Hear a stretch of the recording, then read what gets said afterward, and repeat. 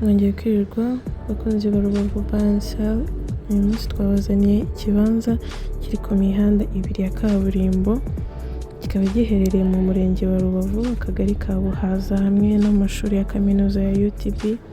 Kiri muri zone ya C1, kikaba kirimo n'amazu wavugurura, gifite ubuso bwa 580.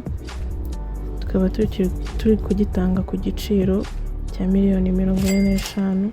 Ku bundi busobanuro mwatwandikira cyangwa mukaduhamagara kuri izo nimero ziri hasi, kuri TikTok, YouTube, ahantu hose twabasubiza. Murakoze, mukomeze mugire ibihe byiza.